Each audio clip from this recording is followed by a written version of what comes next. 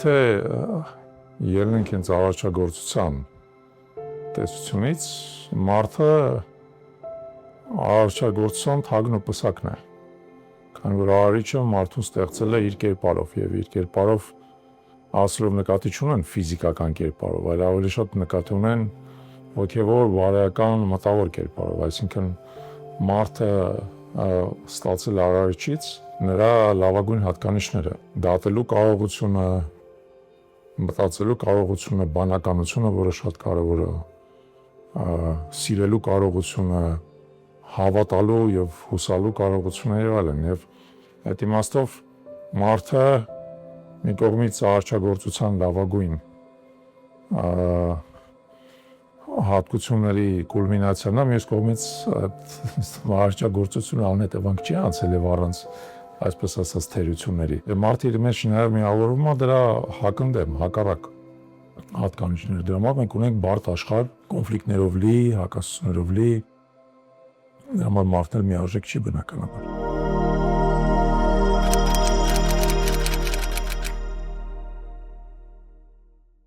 Մարդը պետք է գտնի իր կոչումը։ Գուցե առաքելությունը մենք շատ մեծ բան է, այդպես կարող ենք հասկացության, բայց մարդը պետք է գտնի իր կոչումը։ Ես ինքս համարում եմ, որ կյանքից նախորդ փուլում, երբ որ խնդիրներս ավելի շատ կապված էին պրոֆեսիոնալ հաջողության եւ ընտանիք ստեղծելու հետ, ես իմ կոչումը գտա։ Եվ հասա պրոֆեսիոնալ հաջողության եւ ընտանիք ստեղծեցի եւ հանրային եղանակություն ձեռք բերեցի, հայ որոշակի նաեւ մարդկային ռեպուտացիա եւ այլն։ Բոլորը պայմանավորված են նրա հետ, որ եթե դու քո կոչումը ճիշտ ես գտնում կամ գոնե մոտավոր ճիշտ ես գտնում, դու կյանքում գտնում ես քո տեղում։ Դու ուրիշի տեղը չես զբաղացնում, դու իզուր տեղը չես վատնում, այն մեր մասած օդը որոշեմ չունես, հա, եւ առաջ չի տվեց հենց ժամանակը եւ տաղանդը, դու անում ես այն, ինչը քո մոտ լավագույնս է ստացվում, ստանում ես լավագույն արդյունք, այդ արդյունքը մարդկանց որոշակի բարիք է պարգևում եւ դու էլ այդ բարիքը վայելում ես բնականաբար։ Կյանքի ես փուլում, երբ որ ես մտել եմ հանրային գործունեության մեջ, քաղաքական գործունեության մեջ ինչ-որ չափով, այդ կոչման հələ փնտրտուքի մեջ եմ ինչ-որ չափով։ Ես պետք է կարողանամ մինչև վերջ ճիշտ հասկանամ ի վերջո հենց նույն արարիչը ինչի համար ինձ պատրաստել, որ մեծ խնդիրն է, որ ես պետք է լուծեմ, որը լուծումը իմ կոչումն է։ Եվ ես այտենց փորձում եմ դա շոշափեմ եւ մոտենամ դրան, հուսով եմ, որ կմոտենամ, բայց այդ իսկապես շատ կարևոր է։ Շատ կարևոր է, որովհետեւ եթե դու չես լուծում այդ խնդիրը, ինչ-որ իմաստով կյանքդ էլ ապարդյուն ես ապրում, որ ամենաահավորն է։ Ամենաահավորն է, ավելի լավ է լինես աղքատ, ավելի լավ է լինես հաշմանդամ, ավելի լավ է, չգիտեմ, հիվանդ, քան թե կյանքդ ապարդյուն ապրես։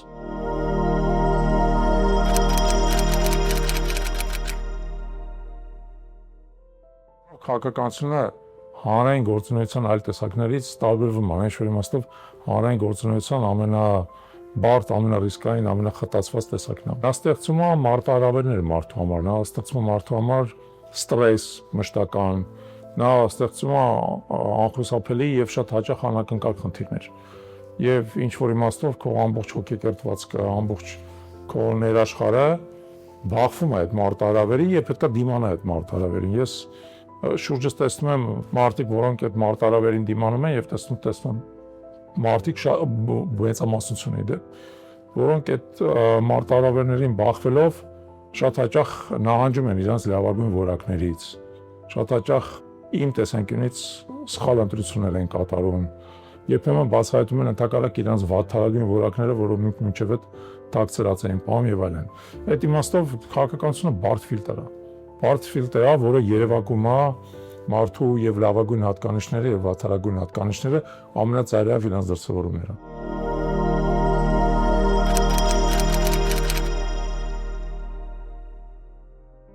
Իմ համար շատ ցավոտ հարց է, այն իմաստով, որ չասեմ ով է դա ասել, այդ մարդը հիմա Բաքվի բանտում է գտնվում։ Ինձ ինքը մի անգամ ասաց դու Փաշինյանը չես կարող մրցել, ասի ինչու։ Ասաց ինքը հանգիստ սուտ է խոսում, դու չես կարողանում սուտ խոսել։ Եվ թեև ինքն էլ հաճախ սուտ էր խոսում այդ ասողը, էլի, բայց այդ ասացի մեջ, քանի որ այդպես ներ միջավայրում էր, կարծում եմ որ ճշմարտություն կար որոշակի, եւ իսկապես այն դասիրակությունը, որ ես ստացել եմ, ահա որ իմ համար բարդացնում է այդ պահը, երբ որ դու գալիս ես ու հասկանում ես, որ դու գուցե ոչ թե սուտ պետք է խոսաս, մի քիչ պետք է գունազարդես, մի քիչ պետք է ճշմարտության ինչ-որ ասպեկտները քողարկես, մի քիչ պետք է ավելի ծանրակշիռ ներկայացնես այն ինչ-որ բարենպաստ է եւ պակաս ծանրակշիռ այն ինչ-որ ոչ բարենպաստ է եւ այլն, այսինքն դու ոնց որ մի քիչ չորը թացի հետ պետք է խառնես, իմ մոտ ամեն անգամ այդտեղ ոնց որ սայթակում է տեղ ունենում, շատ դժվար է, ես երբ որ հասնում եմ այդ կետին, այնուամենայնիվ ասում եմ ճշմարտությունը, ես եկել եմ նաեւ այն հետեւությանը, որ շատ հաճախ այն մարդը, որ ունկնդրում է քեզ, գերադասում է քաղցր սուտը դառը ճշմարտությունից եւ դա շատ ծանր բան է քաղաքականության մեջ, երբ որ դու գիտակցում ես դա, դու հասկանում ես, որ դու հաճախ ուղղակի պայքարում ես անհամաչափելի գերակշիռ ուժի հետ։ Այդ սովորությանը, որ ավելի լավ է քաղցր սուտ լսենք, հաստատ դառը ճշմարտություն, իսկ դու ստիպված ես ճշմարտությունն ասել եւ հաճախ ճշմարտությունը այո դառնա։ Մեր իրականության մեջ քաղցր ճշմարտությունը շատ քիչ է։ Շատ են ավելի շատ քաղցր ստերը։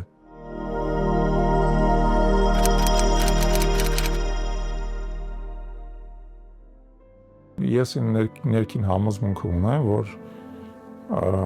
շատ հաճախ այո, մեզ ուղին ցույց է տրվում գերբանականության կողմից, որ մենք անվանում ենք Աստված, որ հաճախ մենք ճիշտ պատասխանը գտնում ենք ոչ թե վերլուծության միջոցով, այլ ինչ-որ իմաստով գերբնական ուժի հետ հաղորդակցության։ Եվ մարդը պետք է կարողանա այդ հաղորդակցության մեջ մտնել։ Եթե նա անընդհատ այո վազվզում է, անընդհատ ինչ-որ տենց ներքենցաղային խնդիրներով ծանրաբեռնված, նույնիսկ ծանրաբեռնված մտածելով, վերլուծելով եւ այլն, ինքը չի կարող մտնել այդ գերբնական ուժի հետ կոնտակտի մեջ, չի կարող, որովհետեւ զուտ կենսաբանորեն մեր մոտ ուղեղի տարբեր մասերն են դրա համար աշխատում։ Մեր ուղեղը պետք է դիտարկել որպես երկակի ֆունկցիա իրականացնող օրգան, նա մի կողմից վերլուծական ֆունկցիաներ է իրականացնում, իսկ կողմից նա ռադար է, այսպես ասած։ Նա ընդունիչ է, որը տիեզերական ճառագայթման հետ միասին ընդունում է այդ համաշխարհային ինֆորմացիան։ Եվ դու պետք է կարողանաս մեր ասած այդ ռադարը համապատասխան կարգավորման բերես, որպեսզի այդ ինֆորմացիան անոն, եթե քո ուղեղի մնացած մասն է աշխատում, այդ ռադարը այդ ընթացքում քնած է, ինքը չի աշխատում։ Դու պետք է կարողանաս ռադարը միացնես։ Բայց որպեսզի ռադարը միացնես, պետք է կարողանաս մնացածը անջատես։ Դրա համար արևելյան այդ բոլոր բաների մեջ, ուսմունքների բաների մեջ շատ կարևոր է մեդիտացիան։ Քրիստոնեության մեջ շատ կարևոր է աղոթքը։ Եվ մեդիտացիան եւ աղոթքը դա ըստ էության աստվածային ուժի հետ հաղորդակցվելու ձև է։ Դու պետք է կարողանաս քո ներաշխարհը սինխրոնացնես արտաքին աշխարհի, արտաքին գերբնական ուժի հետ։ Այդ դեպքում դու սկսում ես այդ ուղերձները ստանալ եւ այլն, հաճախ ինքդ չես հասկանում ոնց է տեղի ունենում, բայց եթե քնում ես առավոտը զարթնում ես, մեկ էլ ամբողջ պատկերը համար պարզ է դառնում, զարմանալի կերպով։ Այդ բոլոր պատասխանները քեզ գիշերվա ընթացքում գալիս են, իմ հետ շատ է տենց եղել։ Ես դա ասում եմ ոչ թե ենթադրաբար, այլ որովհետեւ իմ մոտ շատ հաճախ պատասխանները հենց այդպես են գալի, ոչ թե վերլուծելու, այլ հաղորդակցվելու միջոցով։ Հիմա այսպես պետք է անի մարդը, արդեն ես ասացի, պետք է կարողանան մնացածը անջատի եւ իր ամբողջ ներաշխարհը կենտրոնացնի Աստծո հետ հաղորդակցության վրա։ Դա ընդհանրապես ասած, ասեմ ձեզ, հեշտ չէ, պետք է սովորել դրան։ Դա երկար սովորելի բան է, բայց անհնար չի։ Դատելով նրանից, որ մենք ունեցել ենք սրբեր, որ մենք ունենք մարդիկ, օրինակ նաեւ օրինակ բուդդայական այդ վանքերում, որոնք հարյուրավոր տարիներ են ապրում եւ այլն, այդ տեզերական էներգիայից սնվելով։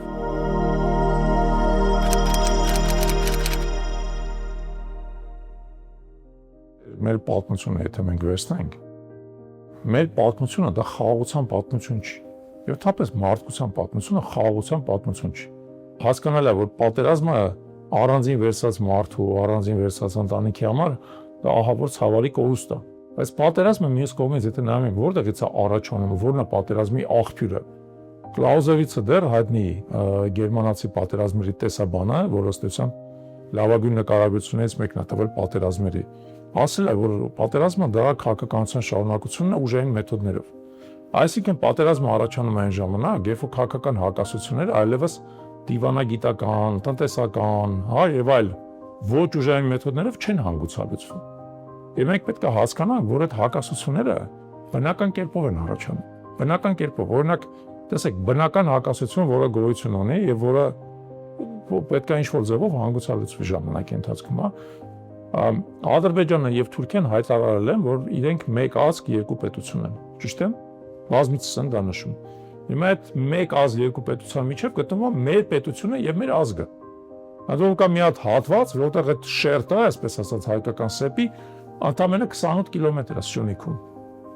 Ընդամենը 28 կիլոմետր է։ Այս կողմից էլ է կանգնած թուրքական ազգը, այս կողմից էլ է կանգնած թուրքական ազգը։ Եվ դրա արանքը գտնվում է այդ 28 կիլոմետրանոց շերտը։ Հիմա այդ հակասությունը երկու տարբերակ ունի հանգուցալուծման։ Կամ իրենք այդ շերտը կգրավեն եւ կմիանան լրիվ, հա? Կամ մենք այդ շերտը կկարողանանք այնպես պաշտպանել, որ իրանց մոտ ընդհանրապես երբևիցե էլ ախորժակ չի լինի, իրենք կհամակերպվեն մեր գոյության հետ, բացարձակ կհամակերպվեն մեր ուժի հետ, ինչ որ իմաստով նույնիսկ այդ ուժին էլ կենթարկվեն։ Միջանկյալ լուծում, ասում ձեզ, կարող է ժամանակի մեջ կարճ լինի, բայց երկարաժամկետ կամ մենք պետք է առավելության հասնենք, կամ իրանք պետք է առավելության հասնեն, կա եւ երրորդ լուծումը, որ մեր տարածաշրջանը բացարձակ խաղաղացվում է, բացարձակ։ Ադրբեջանցիները օրինակ դառնում են շատ խաղաղ, պացիֆիստ, չգիտեմ ում հետ համեմատեմ, էլի դանիացիների կամ ենթադրենք իսլանդացիների պես խաղաղ ազգ։ Ու ասում են, հա, խնդիր չկա ձեր հետ, դուք մեր եղբայրներն եք եւ այլն։ Բայց մենք կարողանում ենք պատկերացնել դա այս բան չեն կարողանում պատկերացնել։ Առավել եւս որ Ադրբեջանում երեխային մոյական կաթի հետ հայացածություն է։ Հա, ցերմավում, ել չեմ ասում մանկապարտեզների, դպրոցների, համալսարանների մասին։ Մենք պատկերացնում ենք, որ ադրբեջանական հասարակությունը, գուցե մի քիչ պակաս չափով թուրքականը, բայց մանավանդ ադրբեջանական հասարակությունը հեշտորեն հաշտվեն գաղափարի միջև, գաղափարի հետ, որ այդ սեպը գոյություն ունի։ Չեն հաշտվելու։ Եվ եթե չեն հաշտվելու, այդ քաղաքական հակասությունը լինելու է։ Եվ դու կարող ես կամ այդ քաղաքական հակասությունը հանգուցալուծես պատերազմի միջոցով, կամ ուժեղանալու միջոցով, որպեսզի պատերազմը կանխես։ Երկուսից մեկն է։ Կամ պետք է ուժեղանաս, որպեսզի իրանց մոտ ձգտում չլինի պատերազմի, կամ իրեն գնալու են պատերազմի, որտեղ հակասությունը դրված է մեր աշխարհագրության մեջ։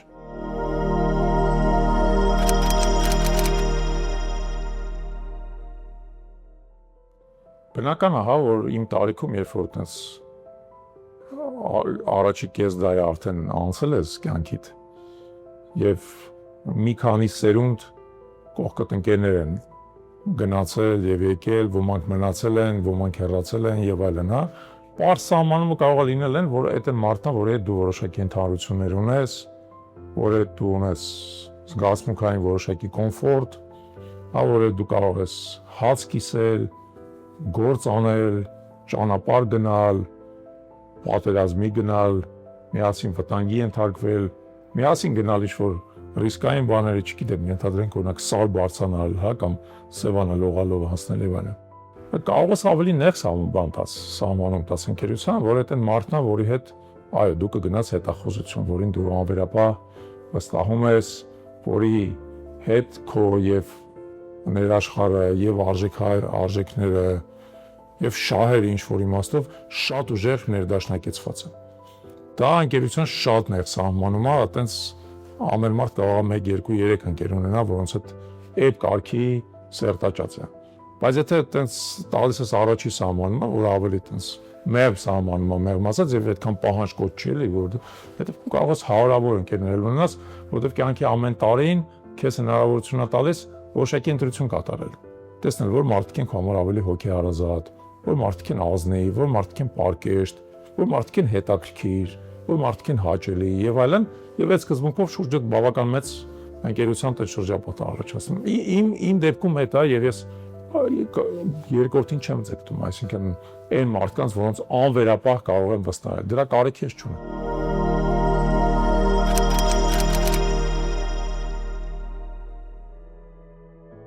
Ես ներքուստ ունեմ այս զգացողությունը, որ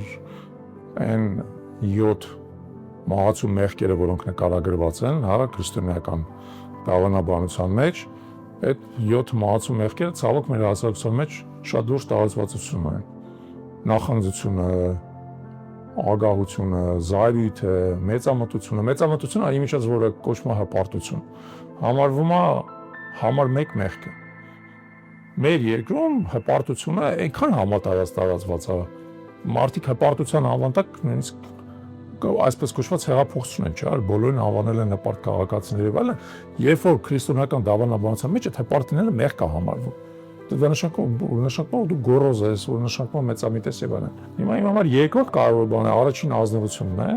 բայց երկրորդ կարևոր բանը բնականաբար նրանն է, որ այդ մարդու մոտ այդ մեղքերը հնարավորինս քիչ արտահայտված լինեն։ Մարդը նախանց չլինի, ագահ չլինի, որկրամոլ չլինի, նյութապաշտ չլինի, սառնասիրտ լինի, այսինքն ինքը անընդհատ զայրույթով չառաջնորդվի։ Դա լուրջ խնդիր է, շուրջս կան մարդիկ, որ պարբերաբար բռնկվում են եւ իրանց զայրույթը կարող է դառնալ, ասենք իսկապես ողբերգության պատճառ, ողբերգության։ Դե մարդիկ մինչեւ չեն գիտակցում, թե ինչպես 1 տարեկան քանի զոհ ենք տալիս զայրույթին։ Երբ որ երիտասարդները գալիս են, ասենք, եւ իրանց մոտ վիճաբանությունը վերածում է դանակահարության կամ հրազենով կրակոցների եւ այլն, ասենք մարդիկ են զոհվում արդյունքում։ Եվ դեռ հիմքում զայրույթն է, մահացու մեղքը։ Իսկ եթե մենք քրիստոնյա ենք, մենք պետք է մեր զայրույթը կառավարենք։ Մենք պետք է ճնշենք մեր զայրույթը, իսկ ավելի մեծ իմաստով պետք է ընդհանրապես չզայրանանք։ Բացարձակ դժվար է ասել, ես ին վրա չեմ կարող վերցնել այդպիսի մեղք ասել, որ բոլոր մեղքերից ազատվել եմ, բայց առնվազն ձգտում եմ։ Հնարավորին չափ նվազեցնել այդ մեղքի դոզանը իմ վարքագծում։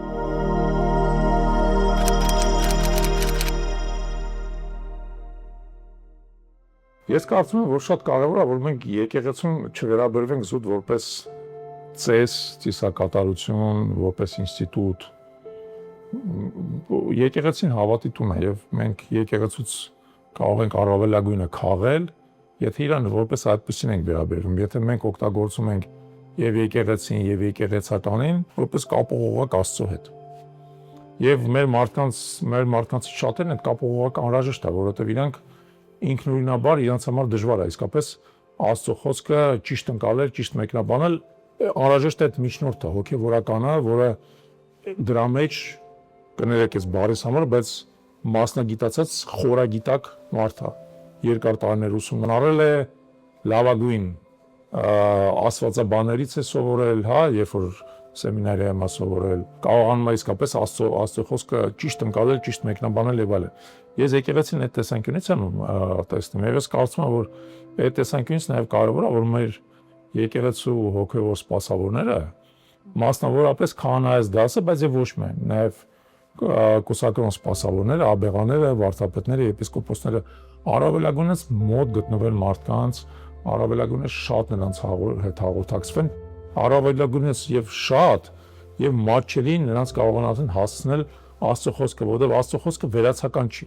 Օրինակ այդ նույն իմ ասած մեղքերի հետ կապված մարդկանց պետք է բացատրել մեղքի էությունը։ Մարդիկ պետք է հասկանան, որ գործողությունն է, որ իր մեջ մեղք կա պարունակում։ Շատերը չեն հասկանում դա։ Շատերը չեն հասկանում, շատերը առօրյա իրենց կյանքում անընդհատ այդ կարմիր գիծը հատում են, ենթադրենք, բայց մինչև վերջ դա չեն հասկանում։ Չեն հասկանում, որ որկրամոլ են, չեն հասկանում, ենթադրենք, որ ագահ են, չեն հասկանում, որ նախանց կա իրանց մեջ։ Մեղքից մյուսները մեկն ունայնությունն է, չեն հասկանում, որ մոտները ունայնություն կա, պարապություն կա, եւ իրանց հետ անընդհատ հաղորդակցություն է պետք, իդեպ ոչ միայն հոգեվորականների, գուցե նաեւ հոգեբանների, գուցե նաեւ գիտնականների, հանրային գործիչների, բայց հոգեվորականը ինչ որ իմաստով այդ Աստծո խոսքը հասցնելու տեսանկյունից ամենամեծ ոնց որ առավելություն ունի եւ ամենամեծ առաքելություն ունի։ Դա պետք է իրականացնի։ Այդ իմաստով մեր եկեղեցին պետք է ավելի ժողովրդական դառնա։ Պակաս կանոնիկ, պակաս պարփակված իր մեջ, ավելի ժողովրդական, ինչքան ավելի ժողովրդական դառնա, դեպս նկատել են, որ այն քահանաները, որոնք ամենաշատն են մարդկանց հետ շփվում, ամենաշատն են հաղորդակցության մեջ, նրանք նաեւ ամենաբարձր հեղինակություն ունեն, ամենաբարձր ժողովրդականություն են վայելում, ամենաշատն են սիրված եւ այլն։ Դա ցույց է տալի, որ հենց այդ ճանապարհով պետք է գնա եկեղեցին։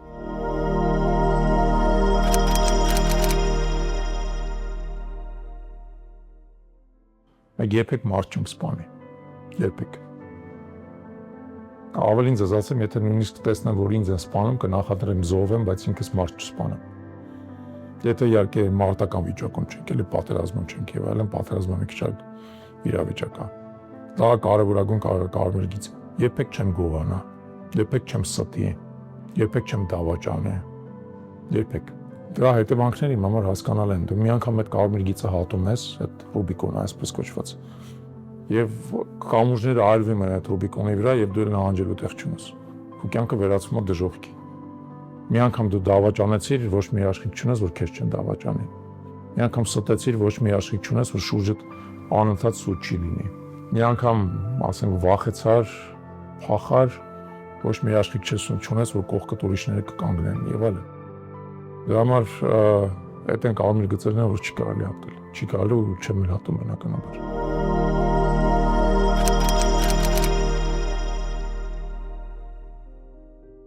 Չեմ կարծում, որ կա մի ընդհանրական հայ մարդ։ Հայ մարդիկ տարբեր են, շատ տարբեր են, իմիջած մեր ազգը շատ բազմազան եւ բազմաշերտ է, ապրում է ամբողջ աշխարհում, կրթական իմաստով, իր հոգեվոր ներաշխարհի իմաստով էլ մարդիկ շատ տարբեր են։ Դրա համար չեմ կարծում, որ կարող եմ միասնական մի բան ասեմ հայ մարդուն, բայց թերևս կխնդրեմ յուրաքանչյուր հայ մարդուն մտածել իր հայրենիքի մասին։ Դա, եթե հիշում եք, Զորավոր Անդրանիկի խնդրանքն է։ Երբ որ ասում էր, որ արտանում ես, կամ չէ, որ գլուխը դնում ես բարձին, ավելի ճիշտ է, որ գնում ես մտածիր հայրենիքի մասին։ Այդ մի բանը երևի կարելի է յուրաքանչյուր հայ մարդու խնդրել, որովհետև քանի որ ժամանակին այդքան չենք մտածել, մեր հայրենիքը անընդհատ սեղմվել է ու շարունակում է սեղմվել։ Յուրաքանչյուրս պետք է մեր հայրենիքի մասին մտածենք ավելին, քան մեր մասին, ավելին, քան մեր ընտանիքների, քան մեր երեխաների, քան մեր հաջողության մասին։ Հայրենիքը պետք է դնենք առաջնային։ Եվ եթե մտածենք, գուցե մեր հայրենիքը նորից սկսի ընդարձակվել։